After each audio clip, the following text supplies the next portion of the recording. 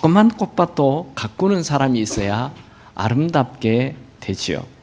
그냥 아무렇게나 두면 어디서 날라오는지 잡초가 날라와서 그 밭이 다 잡초가 무성해져요. 우리의 마음도 밭과 같습니다. 가만히 두면 어디서 생기는지 불평, 불만, 원망, 짜증이 가득 차게 됩니다. 우리의 마음을 그냥 마음대로 내버려 두면 쓰레기통처럼 됩니다. 근데 감사하면 아름다운 밭처럼 옥토처럼 됩니다. 하나님은 우리에게 매일 24시간이라는 선물을 보물로 주셨어요. 이 최고의 선물인 하루를 불평으로 사는 사람이 있는가 하면 감사로 사는 사람이 있습니다. 누가 뛰어난 인생을 사는 사람일까요? 당연히 감사하는 사람이겠죠? 북부지방에는 춥기 때문에 눈이 옵니다. 어떤 사람은 정말 지겨운 눈이 또 오네 이렇게 말하고, 또 어떤 사람은 이야 기다리던 첫눈이 왔다 그렇게 말하는 사람이 있습니다. 이 두 사람은 동일한 날씨 환경 속에 있어요. 근데 이 날씨에 대한 태도는 굉장히 다른 거죠. 인생은 패배하는 사람은 패배하는 마음을 가지고 있어요. 두 남자가 있습니다. A라는 사람은 내가 얼마나 축복을 많이 받았는가를 말합니다. 말만 하면 주변 사람들에 대해서 고맙다고 감사하다고 말하고, 그래서 매일 기분이 좋아요. 근데 반면에 B라는 사람은 털 입술에 불평, 불만, 짜증이 가득해요. 말만 하면 불평을 얘기해요. 대통령부터 직장 사장님부터 자기 남편, 자기 아내 온통 불평 가득해요. 그리고 늘 피곤하다고 말을 해요. 여러분이 사장이라면 이 두 사람 중에 누구를 쓰겠습니까? 여러분이 자매라면 이 두 사람 중에 누구와 결혼하겠습니까? 사람은 누구나 다 감사가 가득한 사람 곁에 있고 싶어 합니다. 그 누구도 투덜거리는 사람, 불평하는 사람, 짜증내는 사람, 앓는 소리하는 사람, 피곤하다 말하는 사람 가까이 있고 싶어 하지 않습니다. 여러분, 원더풀 라이프, 최고의 삶을 살고 싶습니까? 저는 오늘 세 가지를 나누고 싶습니다. 첫 번째는 불평을 버리십시오. 아담과 하와는 범죄한 이후에 하나님과의 관계가 깨어지자 모든 게 불편이었어요. 다 불평입니다. 그가 선악과를 먹기 전에는 내 뼈 중에 뼈요 살 중에 살이라 서로 그렇게 사랑했던 관계가 이 여자 때문이라고 불평이 나왔습니다. 여러분, 불평하는 사람은 자기가 현재 있는 자리에서 자기는 아무것도 책임을 지지 않아요. 다 상대방 때문이에요. 여러분은 지금 여러분이 서 있는 현재의 자리에 여러분이 책임을 지시기 바랍니다. 부모를 원망하거나 아내를 원망하거나 직장을 원망하지 마십시오. 원망하는 자에게는 좋은 미래가 나타나지 않습니다. 내가 실수했으면 내가 책임을 지면 돼요. 내가 잘못했으면 내가 고치면 되는 거지요. 근데 남 보고 고치라고 얘기하니 아무 상황이 좋아지지 않는 거예요. 미국 뉴욕 빈민가에 태어난 한 흑인 소년이 있었습니다. 그는 17세 때 처음으로 음료수 공장에 아르바이트하러 갔습니다. 그는 음료수를 팔고 싶었는데 감독관은 백인 아이들에게는 음료수를 팔게 하고 흑인인 이 아이에게는 쓰레기를 치우는 청소를 맡겼습니다. 그는 걸레질을 하면서 결코 불평하지 않겠다 생각했습니다. 누군가가 콜라병을 깬 그 바닥을 그는 휘바람을 부르면서 즐겁게 치웠습니다. 감독관은 그에게 일을 잘한다고 하면서 너처럼 웃는 아이, 너 같은 아이가 이 콜라를 파는 위치로 가야 되겠다 하면서 자리를 옮겨줬습니다. 또 한 번은 도랑을 파는 일을 하는데 같이 일하는 인부가 월급을 작게 준다며 불평을 쏟아내고 있었습니다. 그 옆에는 직장이 있어서 감사하다며 묵묵히 일하는 사람도 있었습니다. 몇 해가 지나서 다시 그 공장에 아르바이트하러 갔어요. 그 불평하는 사람은 여전히 도랑을 파고 있었고, 그 감사하다, 이 직장 다녀서 감사하다 말하는 사람은 지게차를 운전하고 있었습니다. 또 몇 해가 지나서 그 공장에 똑같이 아르바이트하러 갔는데, 그 불평하던 사람은 해고가 되었고, 이 회사 다녀서 감사하다는 사람은 그 회사의 사장이 되어 있었습니다. 이 소녀는 큰 교훈을 얻었습니다. 어떤 위치에 있어도 불평하지 않고 감사하겠다고 결심했습니다.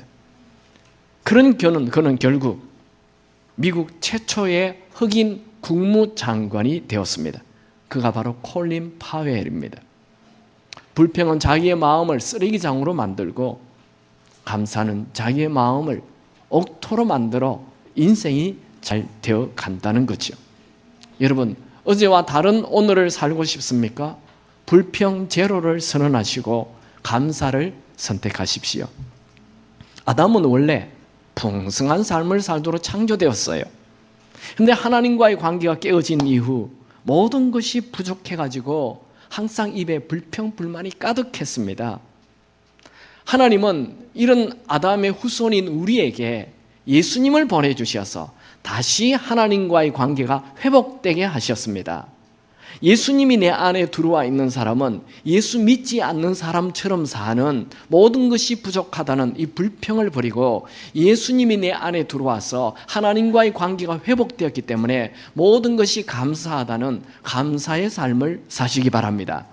여러분 안에 예수님이 들어와 계십니까? 그렇다면 불평하는 게 자연스러운 게 아니고 감사하는 게 자연스러운 것입니다. 나는 예수를 믿고 이제 하나님의 아들과 딸이 되었으니 자존감 넘치는 삶을 살아야 하는 것입니다. 시편 139편 13절 14절을 읽습니다. 주께서 내 장부를 지으시며 나의 모태에서 나를 조직하셨나이다. 내가 주께 감사하오면 나를 지으심이 신묘막척하심이라. 주의 행사가 기이함을 내 영혼이 잘 아나이다. 하나님이 나를 이렇게 만드신 것 감사한다는 거예요. 여러분, 여러분의 존재에 대하여 자존감을 가지고 감사하시기 바랍니다. 저는요, 참 제 눈썹이 이렇게 밑으로 쭉 처진 게 너무 감사해요.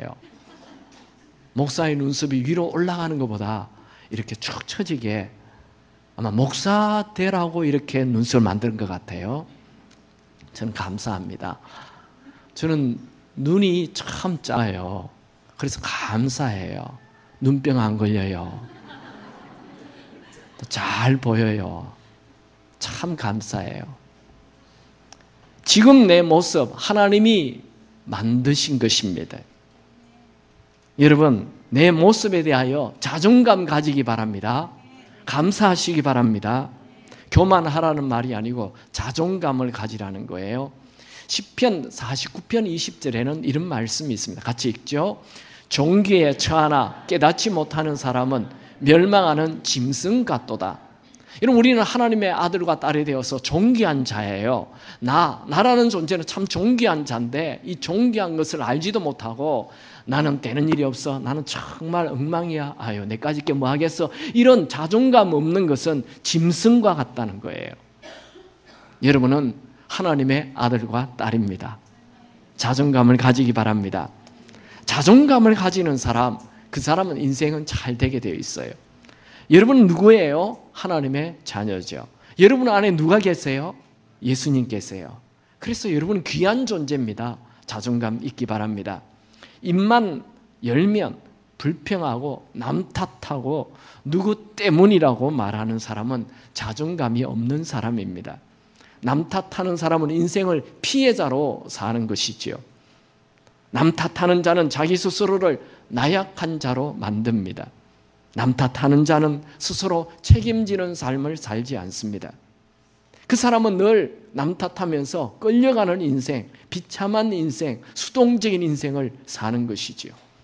혹시 여러분 중에 남 탓하는 습관이 있다면 그 불평을 버리고 감사를 선택하십시오. 그러면 원더풀 라이프, 최고의 삶이 시작됩니다. 민수기 11장에 보면 이스라엘 백성들이 광야 길을 가다가 처음으로 불평하는 장면이 나옵니다.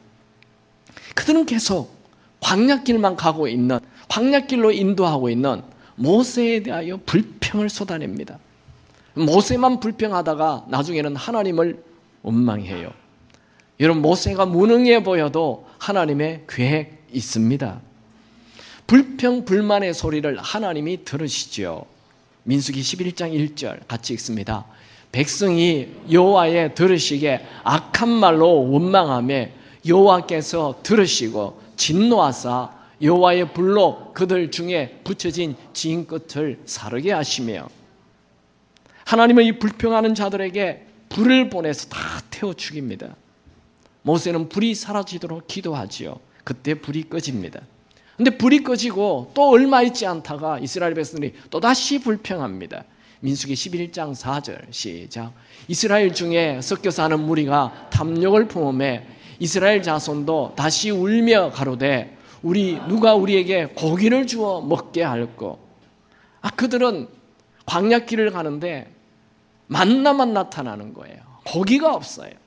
그래서 그 중에 이 먹는 것을 탐하는 사람, 그 사람들이 왜 우리에게 고기 주지 않느냐 불평하니까 이게 쫙 소문이 또 퍼져가지고 모든 사람이 고기 주지 않는다고 불평하게 됩니다.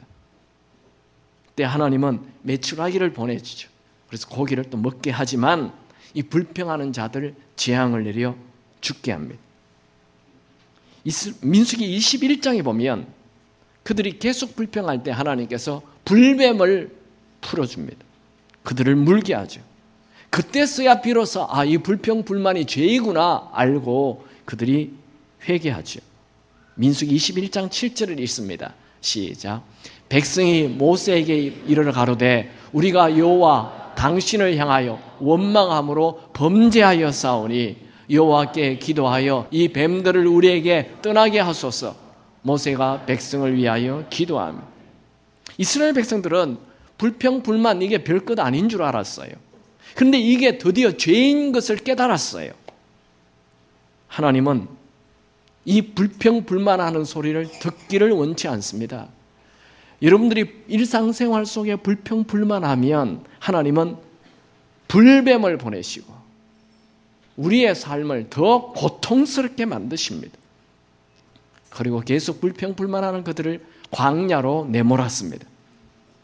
불평하는 습관이 몸에 배인 사람들은 거친 광야에 살게 된다는 것 기억해야 합니다. 한번 복장할까요? 불평하기 좋아하면 광야에서 인생을 보냅니다. 불평하기 좋아하면 광야에서 인생을 보냅니다. 여러분, 불평 불만하면 더 좋은 일이 생기는 게 아니고 불뱀이 나타나고 계속 광야로 몰려갑니다.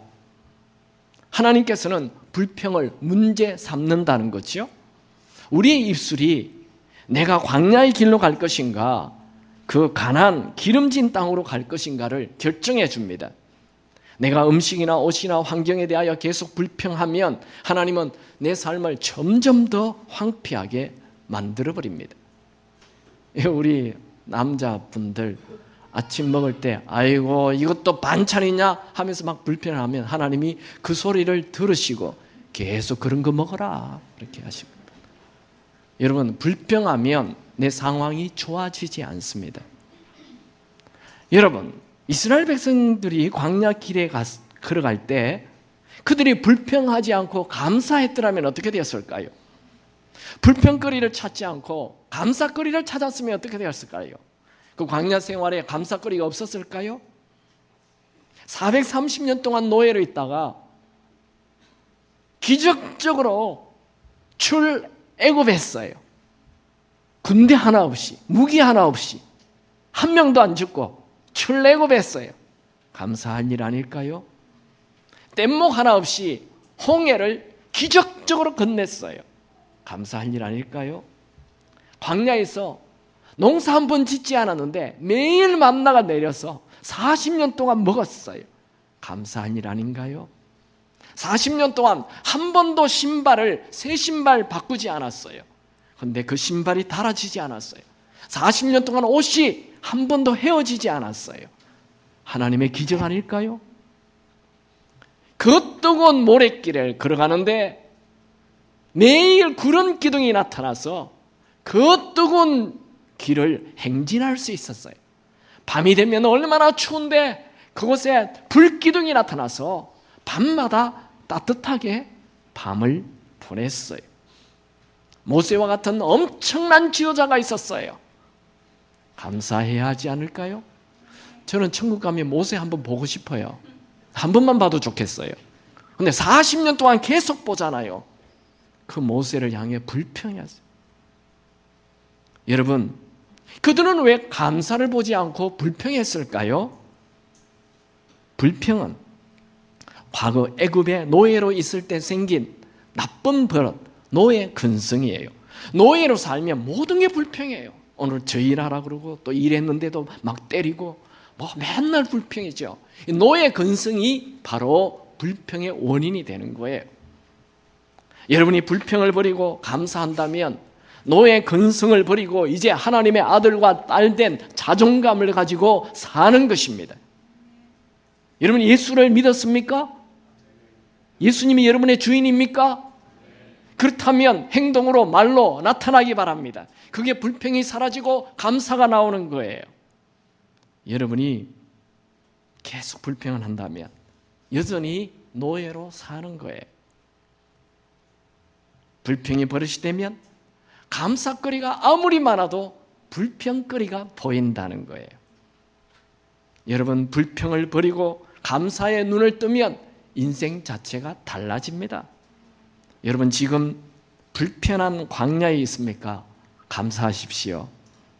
누구 때문이라는 이 불평의 말을 버리고 누구 덕분이라고 감사의 말을 하십시오. 오늘 집에 가서 부부에게 서로 감사거리 10개를 나누시기 바랍니다. 불평은 불평하는 그 사람을 해칩니다.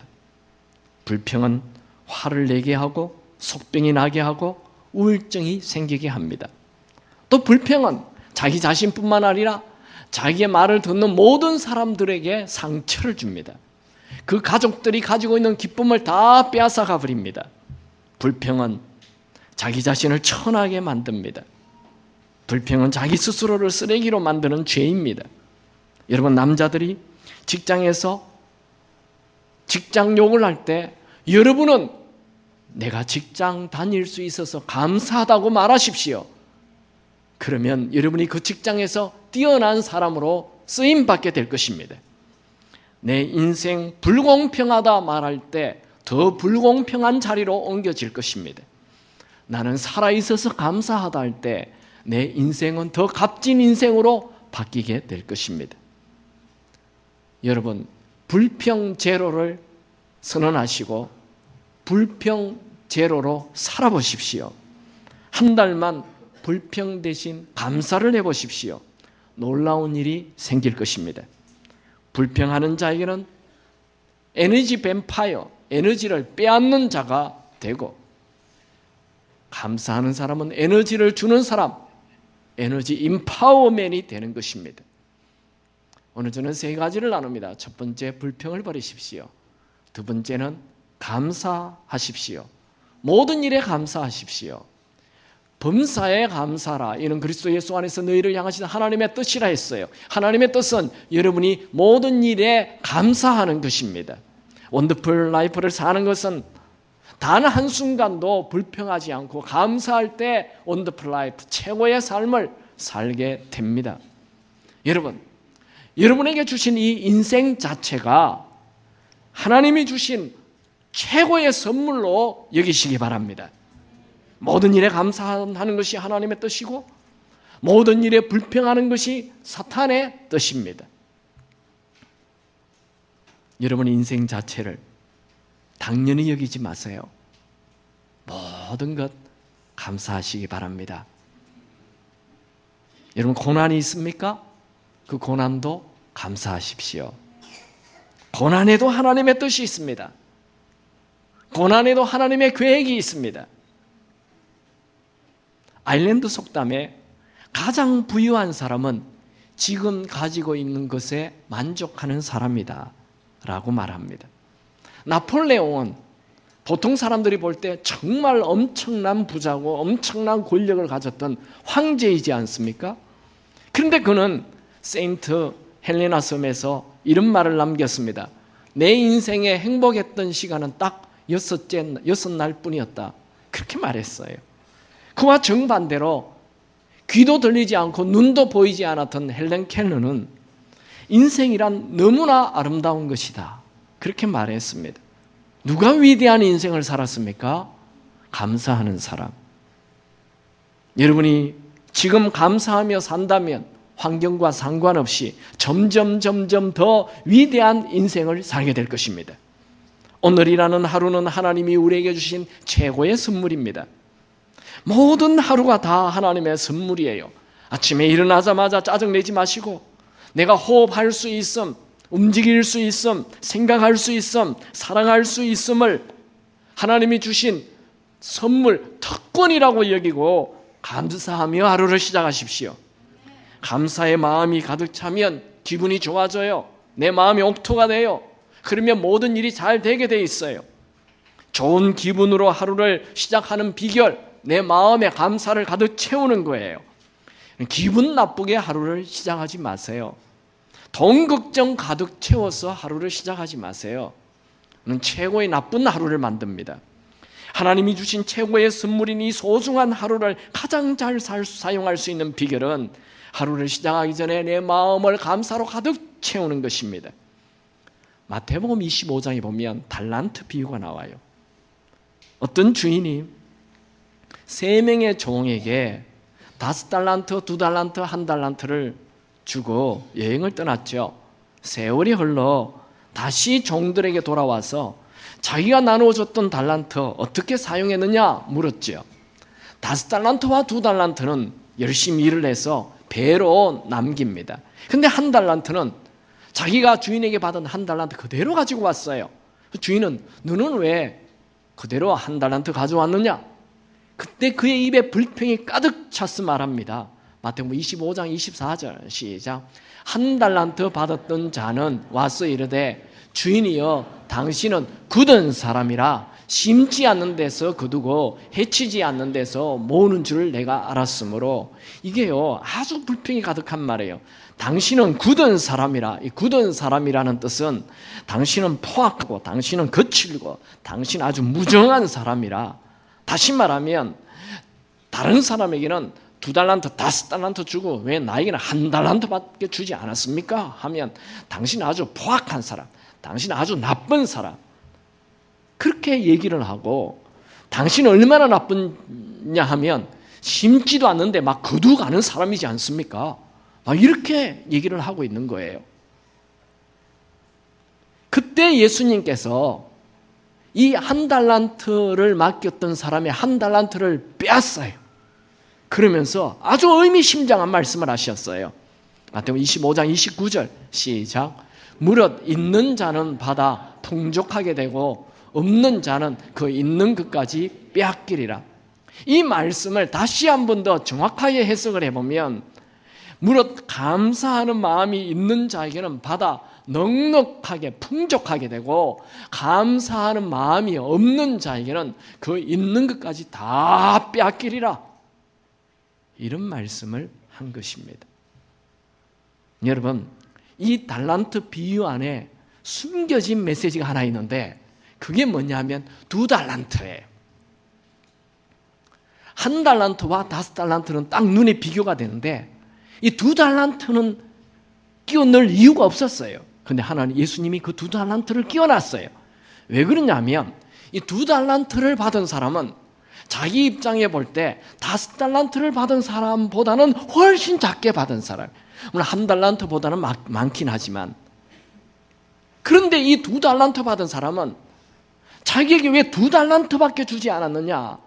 이 1달란트 받은 사람처럼 행동하지 않고 자기에게 준 것에 대하여 감사하면서 최선을 다해서 4달란트로 만들었어요. 뭘 얘기합니까? 여러분이 작게 받았다 하더라도 많이 받은 사람에 대하여 불평하지 말고 작게 받은 것에 대하여 감사하며 산다면 요 한 달란트 작게 받았다고 불평하는 사람의 것을 뺏다가 이 감사하는 2달란트 받은 사람에게 준다는 거예요. 이런 우리 주위에 환경에 대하여 불평하는 사람들을 보면 다 자기는 작게 받았다 이거죠. 나는 가난한 집에 태어났다 이거죠. 나는 좀 잘생기지 못하게 태어났다 이거예요. 나는 좀 머리가 좀 나쁘게 태어났다 이거예요. 난 달란트, 재능이 별로 없이 태어났다 이거죠. 그게 다 불평이에요. 그런 사람에게는 있는 것조차 빼앗아 간다는 거예요. 여러분이 좀 옆에 있는 사람과 비교했을 때 좀 작게 받은 것 같습니까? 건강이 좋지 않습니까? 머리가 좋지 않습니까? 뛰어난 탤런트가 없습니까? 그때 감사하십시오. 작은 것에 감사하십시오. 호흡하고 있는 것, 살아있음에 감사하십시오. 그러면 지금 있는 것보다 더 많이 받아 넉넉하게 될 것입니다. 찰스 스펀지 목사님은 이렇게 말했죠. 별빛을 보고 감사하는 사람에게는 달빛을 주시고, 달빛을 보고 감사하는 사람에게는 햇빛을 주시고, 햇빛을 보고 감사하는 사람에게는 해와 달이 필요 없는 영원한 빛을 주신다. 작은 감사가 큰 감사를 불러온다는 거예요.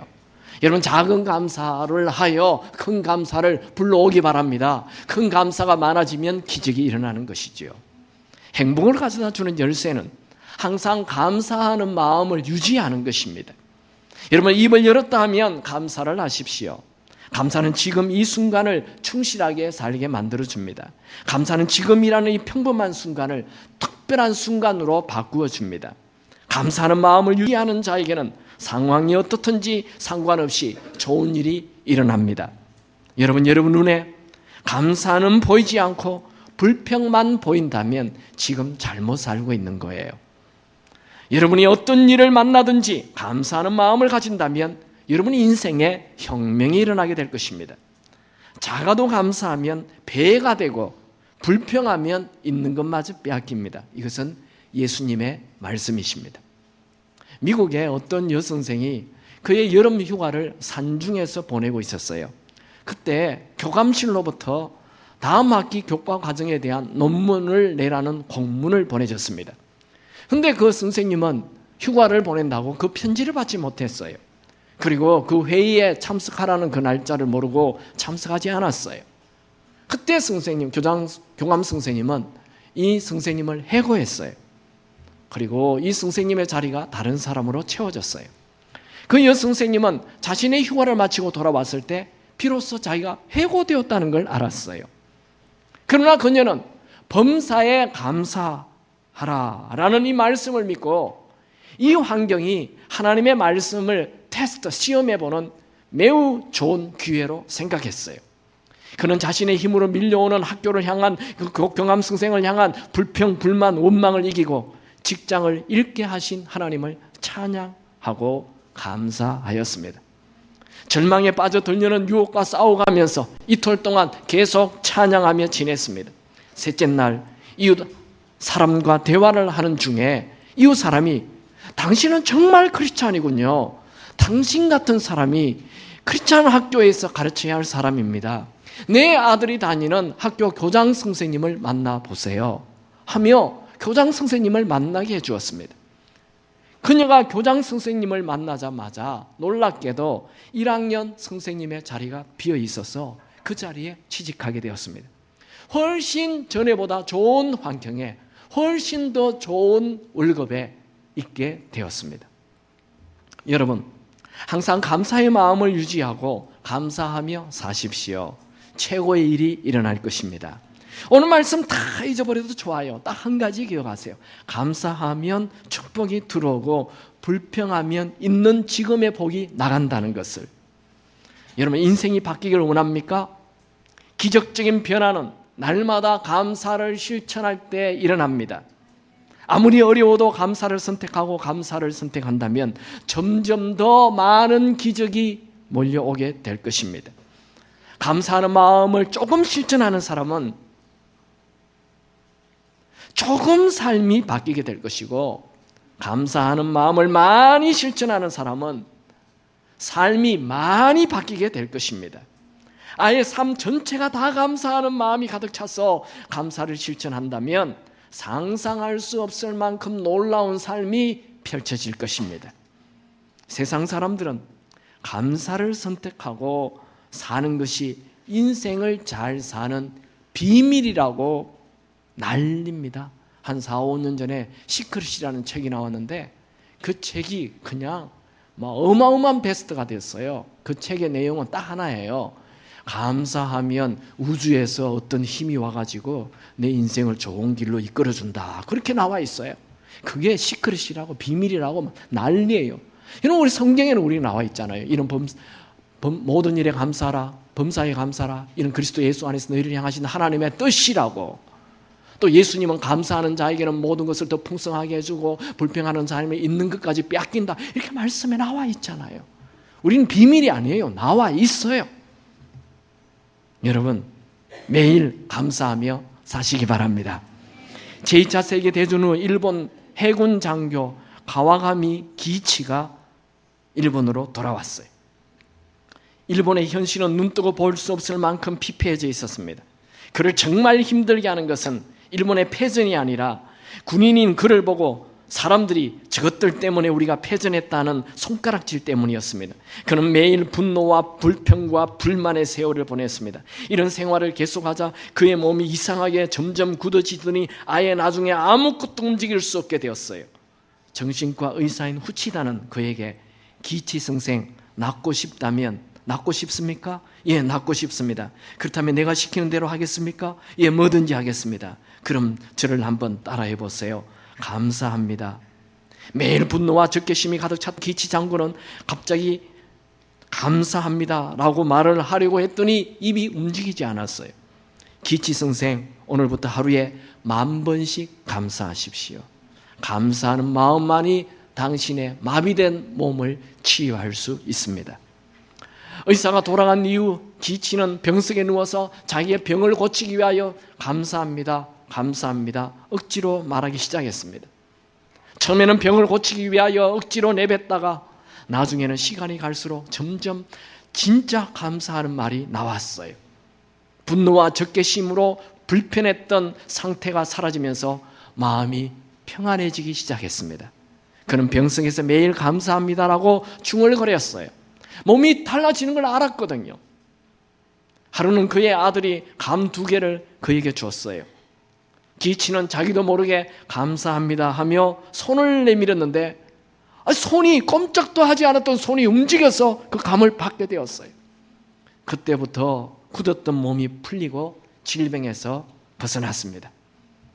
여러분, 감사는 인간의 모든 질병을 치유하는 특효약입니다. 다시 마태복음 25장 29절을 한번 읽어볼까요? 제가 그 갈로를 끼워넣는데요. 갈로를 포함해서 같이 읽겠습니다. 시작. 무릇 건강에 대해 감사하는 마음이 있는 자는 받아 풍족하게 되고 건강에 대해 감사하는 마음이 없는 자는 그 있는 것까지 빼앗기리라. 여러분, 감사는 모든 질병의 동굴에서 빠져나오게 하는 축복의 출구입니다. 명심하십시오. 불평이나 불쾌한 생각을 한다는 것은 문자 그대로 우리 몸에 독을 넣는 것이에요. 그러나 감사를 우리에게 넣는 것은 나쁜 독을 다 없애주는 해독제가 되는 것입니다. 감사는 입술로만 하는 것이 아니라 감사는 마음 깊은 곳에서부터 흘러나와서 내 마음에 감사를 가득 채워 감사를 느껴야 하는 거예요. 지금 여러분 감사를 한번 느껴보시겠습니까? 여러분 마음에 감사를 가득 채워보세요. 감사를 한번 느껴보세요. 그래서 감사가 온몸으로 나오게 해보십시오. 스펄전 목사님은 이런 말을 했어요. 불행할 때 감사하면 불행이 끝이 나고 행복할 때 감사하면 형통함이 연장된다. 행복한 사람의 공통점은 감사가 풍성하다는 것입니다. 감사는 자신의 밭을 옥토로 만드는 것입니다. 감사는 그 사람이 가지고 있는 가치를 소중한 것으로 만들어줍니다. 감사가 넘치는 사람은 좋은 일이 기다리고 있습니다. 보네프 목사님이 이런 말을 했어요. 감사하는 마음이 있을 때에만 삶이 부유해진다. 세 번째, 미리 감사하십시오. 저는 오늘 세 가지, 불평을 버리십시오, 감사하십시오, 미리 감사하십시오. 예수님은 오병이어를 놓고 여기 장정만 5,000명, 어린아이까지 한 2만 명의 사람들을 두고 딱 오병이어 들고 하나님께 감사했어. 하나님, 여기까지 오병이어를 가지고 이 2만 명 어떻게 먹인단 말입니까? 불평하지 않아요. 그는 오히려 이 작은 오병이어를 들고 하나님께 감사해요. 마가복음 6장 41절에 예수께서 떡 5개와 물고기 2마리를 가지사 하늘을 우러러 축사하시고, 이 축사가 감사 기도예요. 그 감사 기도를 미리 했을 때 5,000명을 먹이는 기적이 일어나죠. 요한복음 11장에 보면 예수님이 죽은 나사로를 살리기 전에 이런 기도를 합니다. 죽은 지 4일 됐어요. 지금 시체가 무덤 안에 있어요. 냄새가 나요. 그런데 어떻게 기도합니까? 아버지여, 내 말을 들으신 것을 감사하나이다. 아직 살아나지 않았어요. 아직 무덤 안에 있어요. 근데 먼저 감사 기도를 한다는 거예요. 감사, 미리 감사, 기적 앞당깁니다. 감사는 마치 다이빙을 할 때 수영수들이 밟고 뛰는 그 스프링보드와 같이 우리를 하나님께 뛰어들게 만들어줍니다. 미리 감사를 하면 지금의 그 상황에서 한 계단 뛰어오르게 됩니다. 제임스라는 소년은 예수를 믿지 않았어요. 아니, 기독교에 대한 적대감을 가지고 있었어요. 하루는 제임스의 어머니가 성경을 한 권 사서 이 아들 책상에 놓으면서 이렇게 말했어요. 아들아, 이것은 너의 성경이란다. 이걸 읽어라. 제임스는 대답했어요. 아니요, 나는 읽지 않겠어요. 나는 축구를 하다가 지옥에 갈 거예요. 어머니는 그날 밤 교회에 가서 이렇게 기도했습니다. 우리 아들은 꼭 그리스도인이 될 것을 믿고 하나님께 감사를 드립니다. 그 아들은 잘 모르지만 그렇게 할 것을 믿고 감사합니다. 미리 감사 기도를 했어요. 얼마 후 제임스 친구들이 길에서 그를 만나, 너 그리스도인이 되었다며? 아니야, 그건 우리 엄마가 자기 멋대로 한 이야기야. 난 축구나 하다가 지옥 갈 거라고. 그러나 제임스 어머니는 목사님을 만나, 목사님, 이번 토요일 저녁에 저희 집에 오셔서 우리 아들에게 복음을 전해주세요. 부탁까지 해놨어요. 근데 토요일 전날 밤, 금요일, 제임스는 친구들과 함께 축구를 하다가 운동장에서 불현듯이 하나님의 임재를 느꼈어요. 그는 친구들이 다 보는 앞에서 무릎을 꿇고, 하나님, 저는 하나님이 필요해요. 제 안에 오셔서 저를 변화시켜 주세요. 제임스는 운동복을 입은 채 집으로 달려가 어머니를 껴안고 이렇게 얘기했어요. 어머니, 나 방금 그리스도인이 되었어요. 제임스 어머니는 이렇게 말했습니다. 물론이지. 3주 전에 내가 벌써 얘기했잖아. 난 알고 있었어. 하나님께 미리 감사하는 기도 능력 있습니다. 여러분, 응답받는 기도의 비결 이미 성경에 나와 있어요. 여러분이 걱정하며 기도한다고 응답받지 않아요. 응답받는 기도의 비결이 빌립보서 4장 6절에 나와 있죠. 같이 읽을까요? 시작. 아무것도 염려하지 말고 오직 모든 일에 기도와 간구로 너희 구할 것을 감사함으로 하나님께 아뢰라. 왜 나는 기도를 아무리 해도 응답이 없습니까? 감사함으로 기도해야 응답을 받는데, 감사함으로 기도하는 것이 아니라 불평으로 기도하고 있기 때문에 응답이 없는 거예요. 여러분 가정에 어려움이 왔습니까? 그때 부부가 손을 잡고 기도하십시오. 여보, 우리 미리 감사 기도합시다. 미리 하는 감사 기도는 기적을 퍼올리는 한 바가지 물과 같습니다. 제가 어린 시절에 우리 동네에는 물 펌프가 있는 집이 몇 집이 있었어요. 그래서 물을 이렇게 퍼러가면 그 집 앞, 그 물 펌프 안에는, 앞에는 꼭 빨간 다라이가 하나 있었어요. 그리고 바가지 하나 있고, 그 물을 먼저 퍼 넣으라는 거예요. 그 한 바가지 물을 부어 넣으면 그 밑에 있는 지하수 어마어마한 물이 올라온다는 거예요. 그 한 바가지 물이 감사의 기도입니다. 미리 감사. 병이 있습니까? 지금 건강이 보이지 않아도 다 나았다고 감사 기도를 하십시오. 아들이 없습니까? 이미 아들 주셨다고 감사 기도하십시오. 없는 것을 있게 하시는 분이 하나님이십니다. 특별한 은혜가 필요합니까? 은혜 달라고 기도하기 전에 특별한 은혜 주셔서 감사합니다 라는 감사 기도를 하십시오. 다시 달란트 비유에서 예수님이 하신 말씀 한번 읽어볼까요? 마태복음 25장 29절 시작. 무릇 있는 자는 받아 풍족하게 되고 없는 자는 그 있는 것까지 빼앗기리라. 이게 숨어있는 메시지까지 제가 다시 넣었습니다. 다시 읽습니다. 시작. 무릇 감사하는 마음이 있는 자는 앞으로 받아 풍족하게 되고 감사하는 마음이 없는 자는 그 있는 것까지 빼앗기리라. 좋은 일 일어난 이후에 감사하는 것이 아니라 좋은 일을 일어나기 전에 미리 감사해야 앞으로 여러분의 삶이 풍족하게 될 것입니다. 말씀을 정리하죠. 첫 번째, 모든 일에 불평을 버리고 감사를 선택하십시오. 불평은 나의 마음을 쓰레기로 만듭니다. 불평은 나를 계속 광야에 머물게 합니다. 두 번째, 모든 일에 감사하십시오. 작은 감사는 더 큰 감사를 오게 합니다. 감사는 나의 마음을 옥토로 만들어줍니다. 상황과 상관없이 감사를 계속 유지하면 좋은 일이 나타납니다. 세 번째, 미리 감사하십시오. 미리 감사는 응답을 앞당깁니다. 여러분, 우리는 결코 대충 아무렇게 살라고 창조된 존재가 아닙니다. 여러분, 하나님은 우리를 결코 초라하게 살기를 원치 않습니다.